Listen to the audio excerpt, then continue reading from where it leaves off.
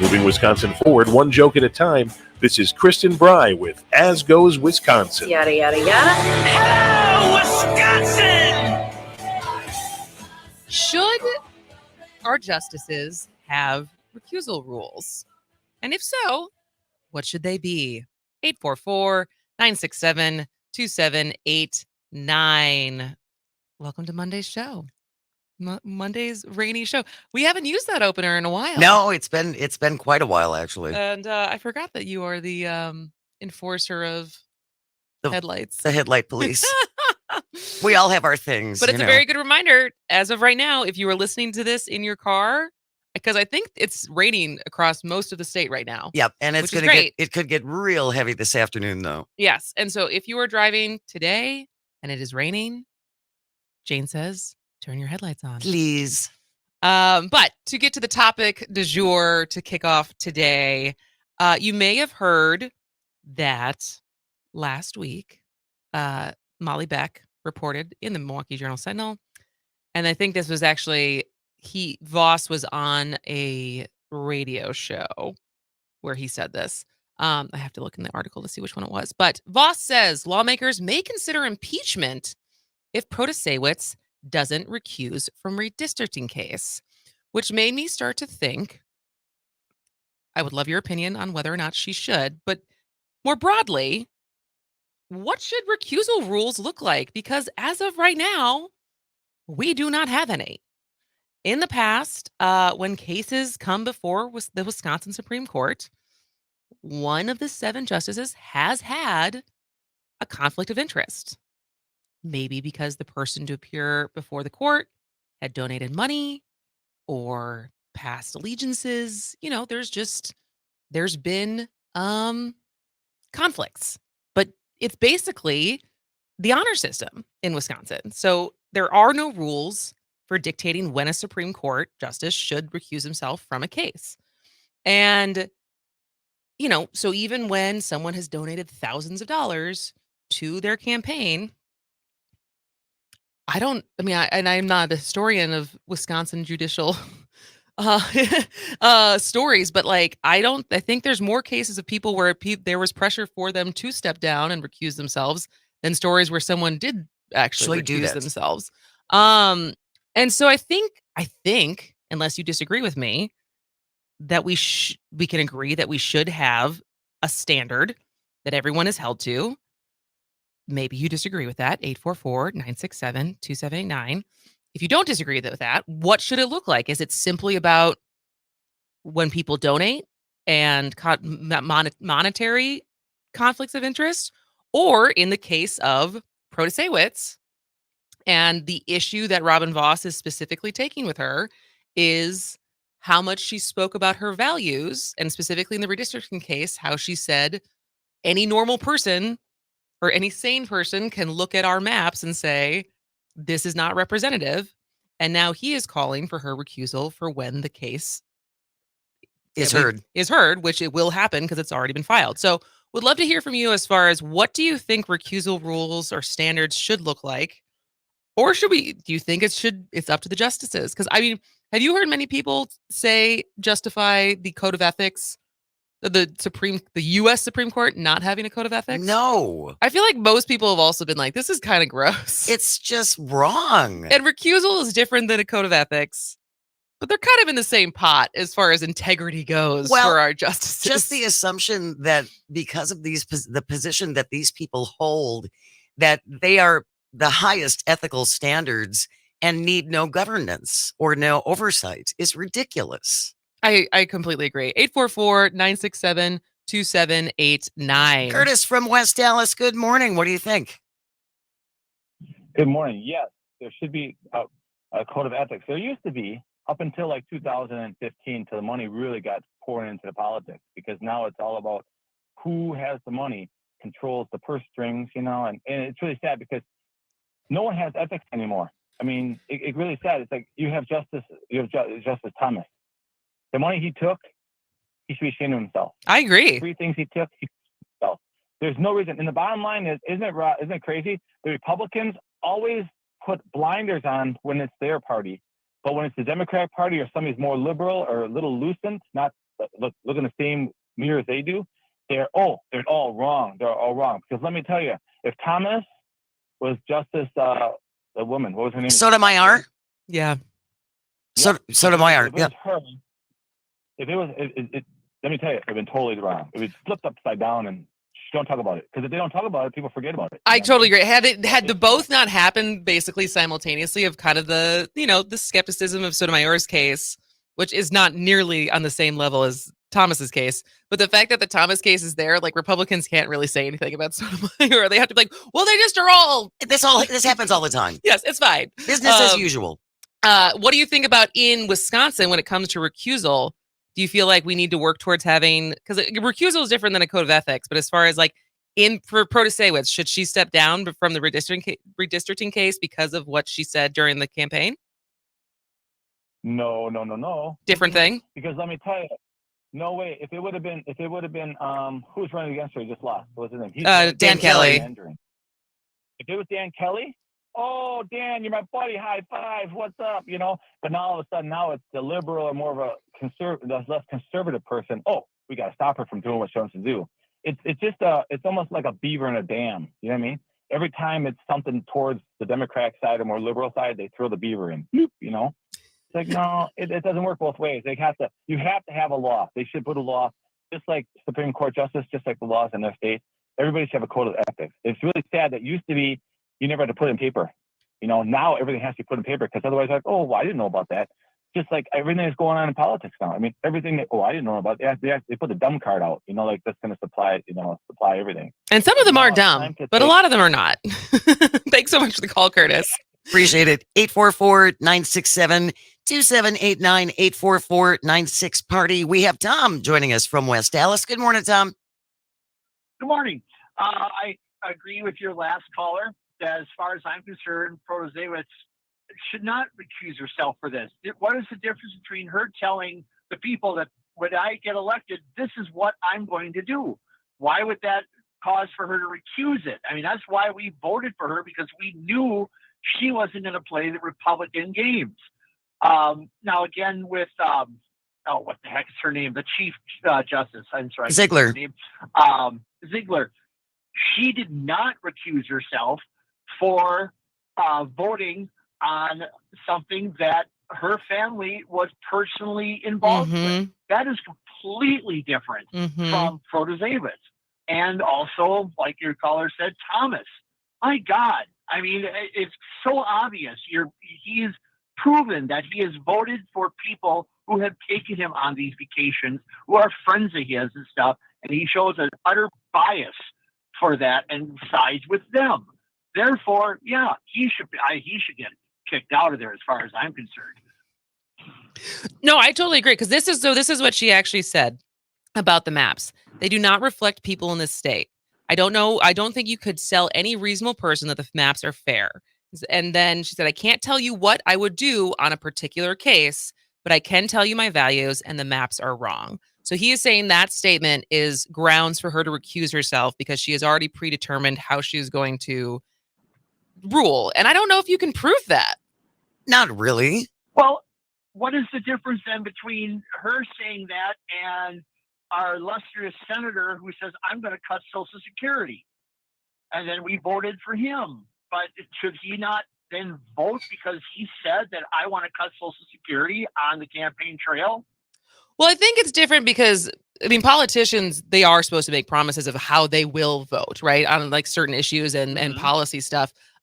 Versus like judges are supposed to be, they're supposed to be nonpartisan. They're supposed to be objective. They're supposed to look at how the case is argued on its face value versus my opinion on this topic. So like, I get that, but I just don't know if she indicated that by enough that she's like, well, I already know how I'm going to rule on this once the case comes. So I don't know. I think the fact that there are no rules for recusal, there's no justifiable grounds for them to be threatening impeachment, because if there's no standards, then how do you say, well, she broke her oath? Mm-hmm. You know what I mean? I agree. I also think, though, that like Robin Vos is very frightened because if those maps change, he ain't going to be in charge anymore. Absolutely. And that is the core of this. Yeah. That is at the core of this. Oh my God, we might lose. What will we do What then? will we do then? Oh no. We got a bunch of texts we're going to get to too. All right. Thanks a lot, Tom. Thanks for the call, Tom. 844-967-2789. We're talking about recusal. Broadly, we're talking about what should recusal rules be? And granted, none of us are lawyers. Not none of us. Some of our listeners are absolutely lawyers. Sure. But as far as like, what would you like to see as far as what you think is standard, objective, fair for when a justice should step down from a case? Most of the time, I feel like it has to do with money. Of when did people take money for their, since we elect justices instead of them being appointed. And there is any kind of personal gain that can happen through them ruling on this case. I don't know necessarily how Protasiewicz has personal gain from fair maps from a redistricting case. She doesn't. And because so it's not about that. Yeah. So we're going to take a break, but when we come back, we're going to take more of your calls, take more of your texts on this issue. Would love to hear from you. Should we have recusal rules? If so, what should they look like? And also, I'll get through a little bit more of what impeachment could look like if they actually if the Republicans made good on that promise and tried to impeach Janet Protasiewicz if she refuses to recuse herself for the redistricting case. 844-967-2789, 844-96-PARTY. We'll be back in just a minute. This is As Goes Wisconsin.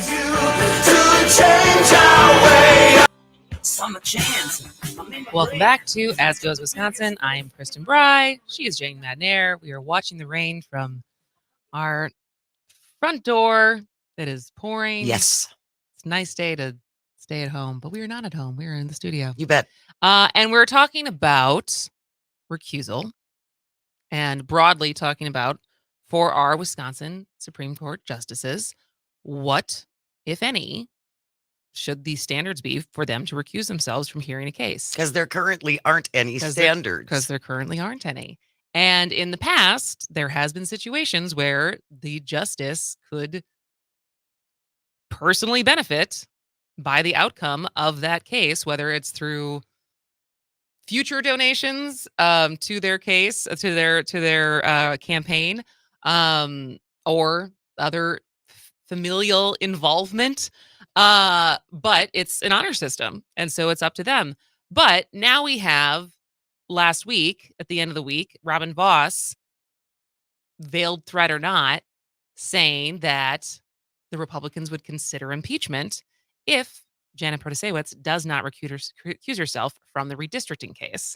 And to me, because there is no standard, because there are no rules, I don't know how you justify and meet the bar for impeachment when there is nothing that says that she is breaking her oath based on what she said during her campaign. And the fact that she said, I can't tell you how I'm going to rule on a case, but I can tell you, looking at these maps, any reasonable person can see that they're rigged. Well, and tell me that I'm wrong. And 844-967-2789. There is no bar. They're inventing a bar, which is what they do when they lose. Text from the 414, if there are no recusal rules, then it's up to each individual justice. I don't remember which justice it was that heard a case involving a firm that her husband was employed by. This wasn't a problem. Boss is just upset because change is coming. Mm-hmm. For sure. And from the 541, specifically, if the person is elected for their views, why would they need to recuse for nothing more than practicing what they preached? What statements were made by other judges during their campaigns? She is not the only one on the state Supreme Court. Well, and she also did say that she would recuse herself anything that is a case where the Wisconsin Democratic Party is a plaintiff or a defendant, because they did give her a lot of money. And she said on the campaign that if there was a case involving them that would come to the court, she would recuse herself. Dan Kelly did not say that. And so she has set out as far as her honor system where the line is for her. And I will say she did not respond to Milwaukee Journal Sentinel when they reported on this last week as far as any response to what Robin Vos said. But and the other thing I don't understand about the threat of impeachment, and maybe I'm missing something here, and they do have the power, right? Because they needed a simple majority in the assembly, which they have, and they do have a supermajority in the Senate after Dan Knodel got elected in the special election in April. But correct me if I'm wrong, but even if they did impeach her and if she was removed, doesn't Tony Evers just appoint someone. her replacement?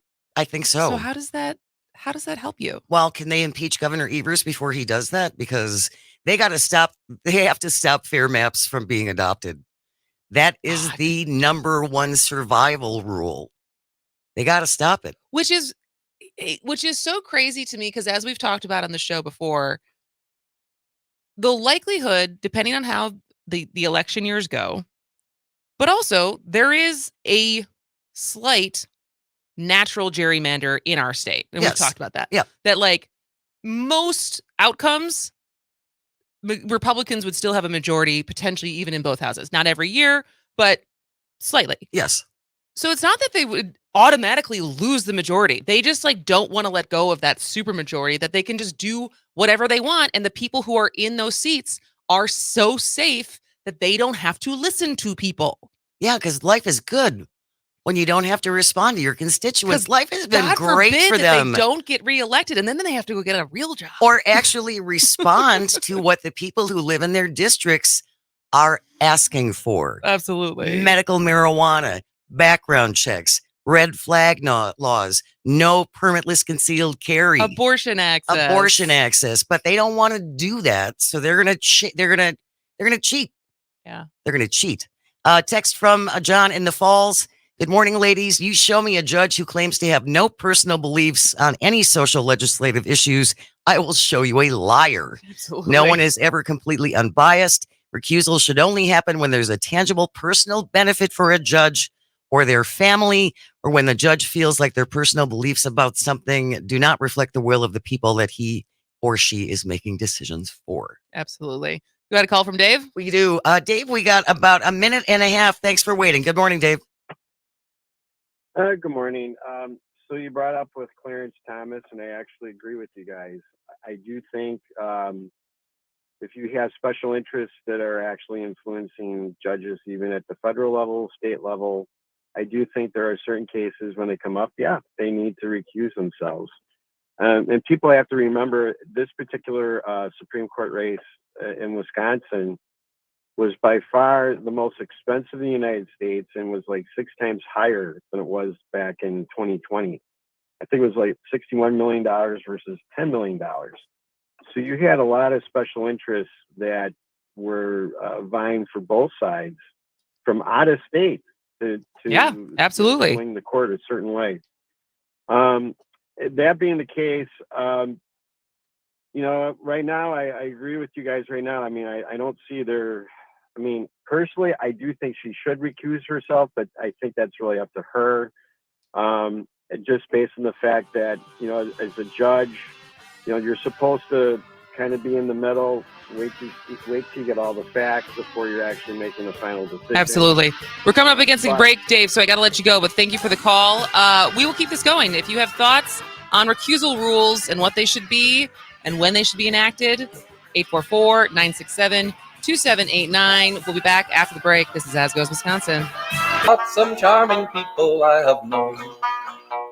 Welcome back to As Goes Wisconsin. I'm Kristen Bry. She is Jane Madnair, and we are talking about recusal rules. Because what else is more interesting to talk about on a Monday morning?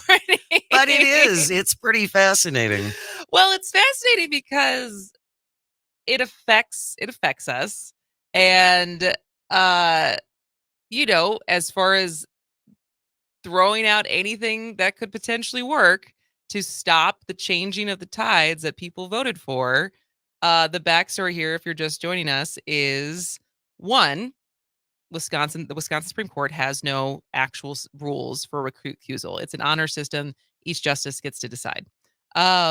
Two, over the end of last week, Robin Vos was on a radio show being interviewed, saying that he thinks that lawmakers may consider impeachment if Protasiewicz doesn't recuse herself from the redistricting case based on things that she said during her campaign about believing that the maps are rigged, which for a lot of us is seen as an objective statement.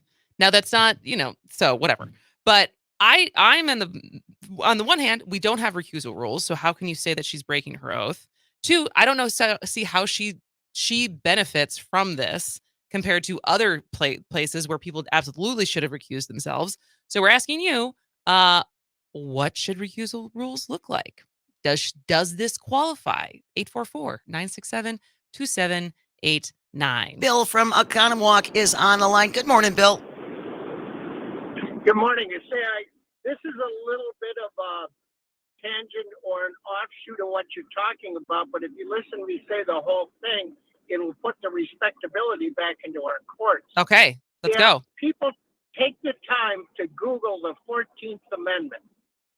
You'll see it at the very end, because of a civil war, of insurrection and co-conspirators are not allowed to after that. It's stated in our Constitution. Now, if you read the oath of office, Robin Vos Trump they took an oath to prevent the country or protect the country from domestic terrorism. How does this affect the judges? If they hold up this part of the Constitution, you won't have to worry about Robin Vos talking about, oh, we're going to impeach. It'll put the accountability back into the system. That's all I called about. But I tell you, if you think that it ought to put a smile on your face, these people technically are all finished. They're done. Well, and that's per the Constitution. Now, if I'm wrong, please inform me. You can mention, well, Bill thinks this is a deal. It's not. Other lawyers have brought this up. Interesting. I hadn't thought about that. Just saying, but I tell you what, Ron Johnson's head will explode, Fox will explode, Trump's head will explode. I mean, Robin Vos, I think he ought to head for Russia if they start reading this. These people will be held accountable because of all of it. It's accountability. Yeah. Thanks a lot for so bad in our courts. Take care. Thank you. Thanks so Thanks, much. Bill. That's interesting. It is 844-967-2789. Text from the 262. Vos should have resigned when he got nearly $300,000 in PPP loans, which was later forgiven. From the 920, the Republicans lost this election, so this is their way to overturn the will of the people. Absolutely, because they don't want to have to do the people's will. They know better. We got a comment on the live stream, which you can always watch on YouTube or Facebook or Twitter at As Goes Wisconsin. If you do that, give us a follow while you're there. From John Smallwood, it takes 50 votes in the Assembly and 22 votes to convict and be removed in the Senate to get rid of a Supreme Court justice. We should expect them to try this. Let's start making this the most painful option for repug state senators now. What does that look like? I Making don't it the know. most painful option. How would we do that? Continually reminding people about it? I guess, but also wouldn't Evers just be able to appoint her replacement? And so it's like, does that get them any closer to What they want? Except just it could slow down the process. Well, and there's a texter who pointed that out as well. The impeachment talk is a stalling maneuver to try to keep the ruling from coming down before the 2024 election. The Senate doesn't have to vote on it, but they can certainly sit on it. That is true. And so, but as far as what impeachment is saying, like what it should be entailed, it's basically it's like crimes and misdemeanors. Like it's a pretty high level of Offense to justify it. So it's like the Wisconsin Constitution allows lawmakers to remove state officials, quote, for corrupt conduct in the office or for crimes and misdemeanors. Now, that's what he's claiming is not a crime. No. So you have to basically prove that it's corrupt conduct, I guess. That seems like a stretch. But again, if you have the votes, you have the votes. Right. 844-967-2789. Jim from Appleton. This is just another Republican example of rules for thee, but not for me. And from the 262, our current Chief Justice Ziegler had several cases come before her when she was a circuit court judge that her husband was part of, and So she that- did yeah. not recuse herself. She stated she could rule on the merits of the case, but apparently that only applies to Republican justices who have that ability. Yeah. I can tell you right now, if I had to just be the judge and the jury on my husband's case, I would not be able to do that. I would be very, very biased. But I'm just a lonely radio show host, not a Wisconsin Supreme Court justice with lots and lots of integrity. And so, I mean, again, this could just be a stall tactic. It could be a threat. It could be just a way to rile the troops up. But I think it's worth talking about. Oh, absolutely. 844-967-2789, 844-96-PARTY. Cindy from Appleton. Good morning, Cindy. What do you think about this? Well, I think that if they were to impeach Janet, which I don't think would happen, and you talked about how the governor could just, automatically appoint somebody.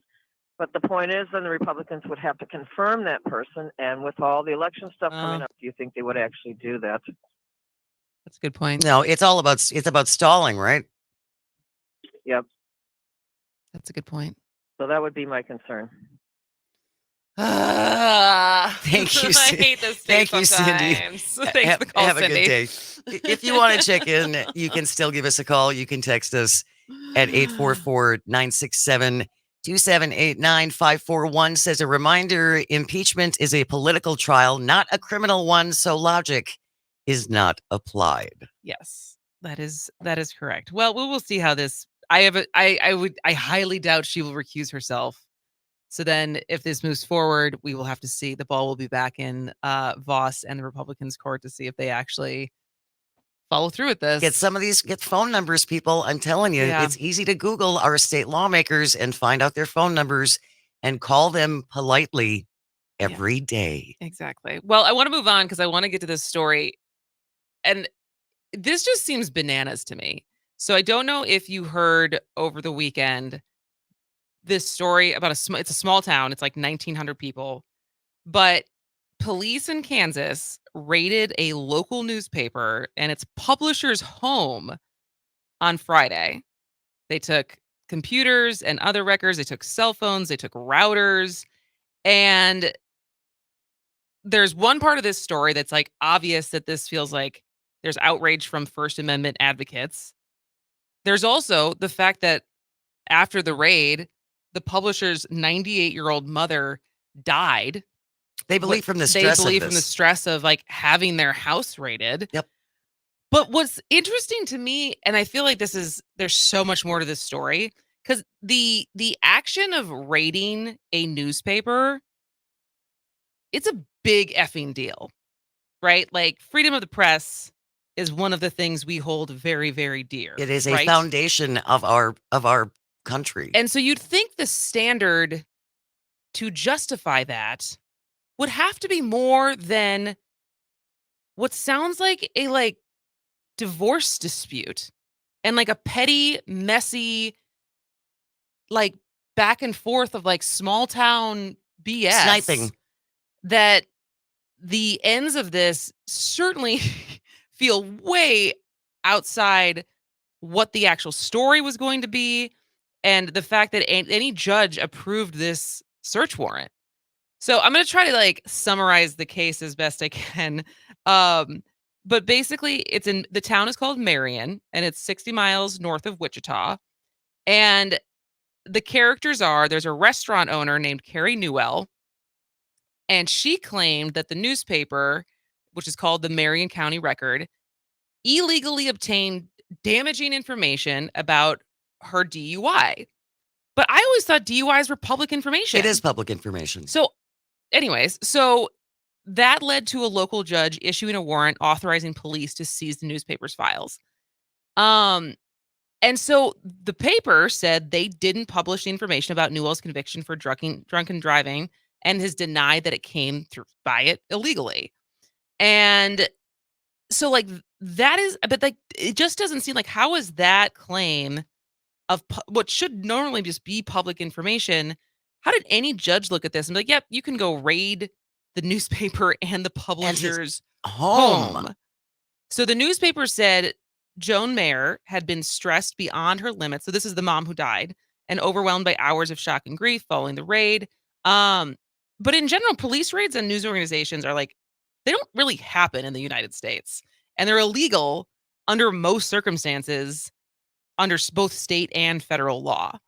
And so the fact, again, I feel like there's the burden of proof to justify this has to be so high that like there has to be more to this story, because what I can deduce is basically this is restaurateur. Jane, you tell me if you think I'm doing this correctly. Okay. Doing this justice.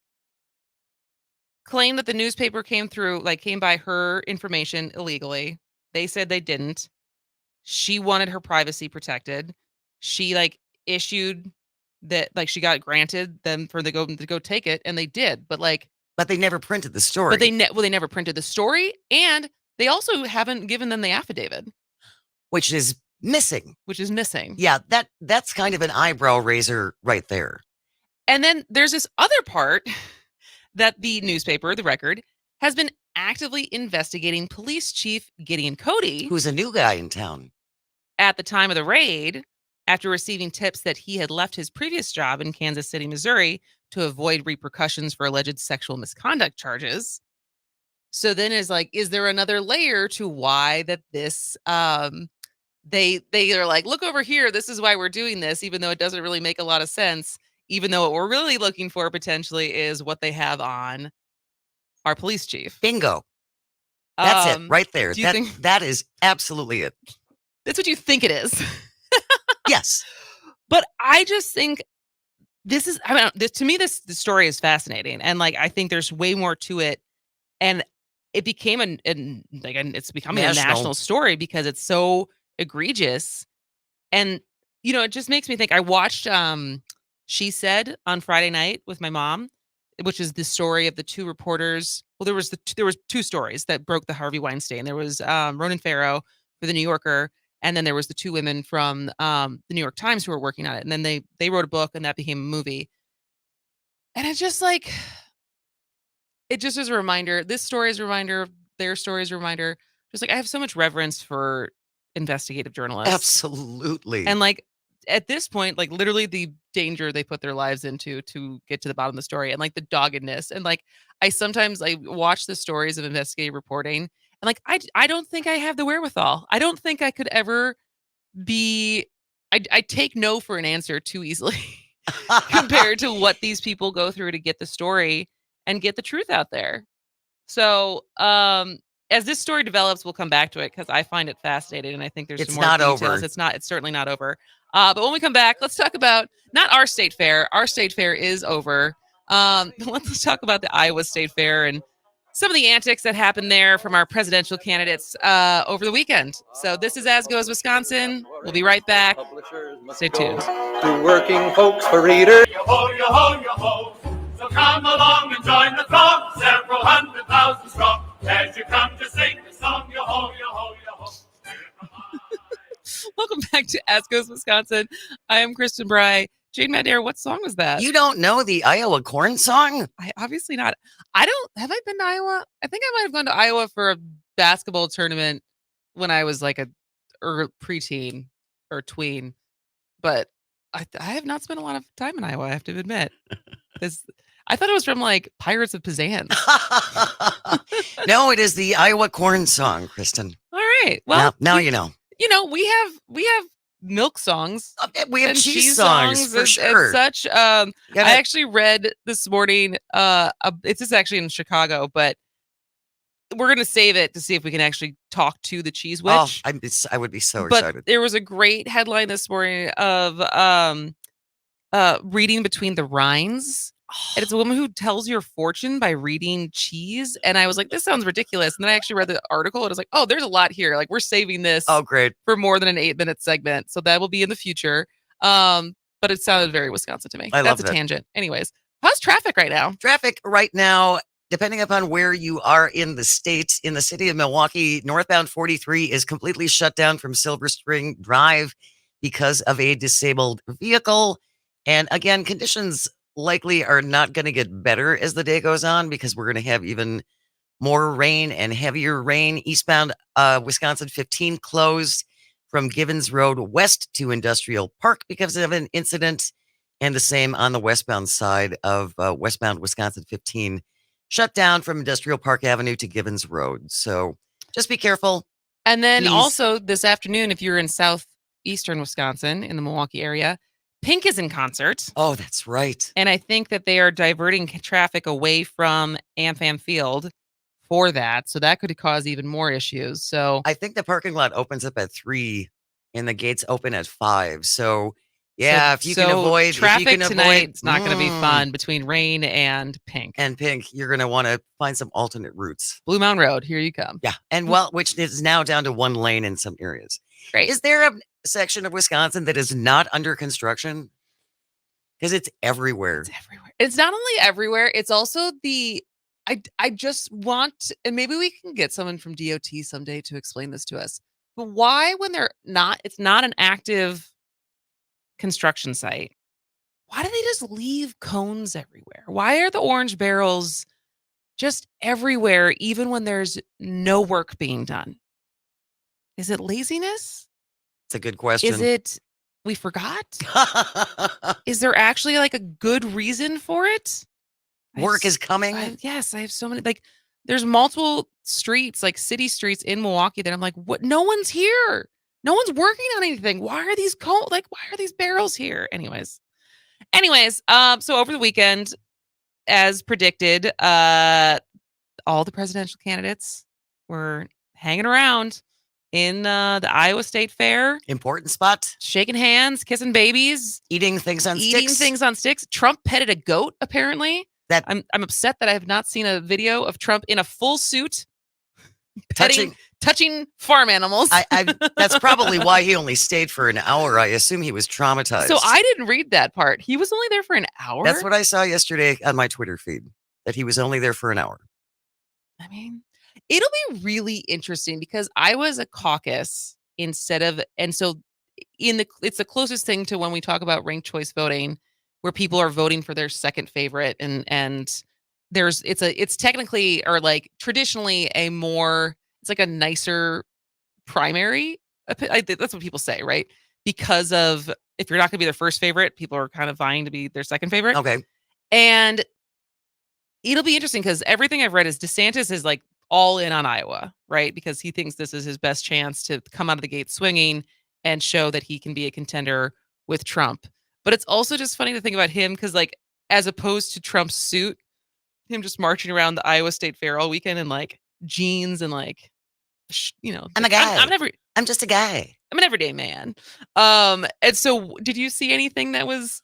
The one thing that I saw that stuck out to me was as Ron DeSantis was walking through one of the crowds to get to wherever he was going to speak next, this is what the crowd around him was chanting. We love Trump! We love Trump! We love Trump! We love Trump! We love Trump! And I also read that he elected to close down the bumper car rides so he could go on it alone with his daughter. Oh. He didn't want to be bumped by strangers? Which is always a really popular thing to do when you're a politician and you come in and use your privilege to shut down something that's meant for everyone. Well, it's funny that he got those chants of the Trump lovers, but there was also, he was dogged by protesters who are not Republicans at all weekend, as far as people angry about his different policies. Did you say that someone from Mike Pence was like, I'm glad they didn't hang you? Yep, take a listen to this. Former Vice President Mike Pence, guy in the crowd. My question is this: why did you commit treason on January 6th and not I'm a veteran, buddy. Shut your mouth. That's a fair question. Look, come on. See, that's why I came. I'm glad they didn't hang you.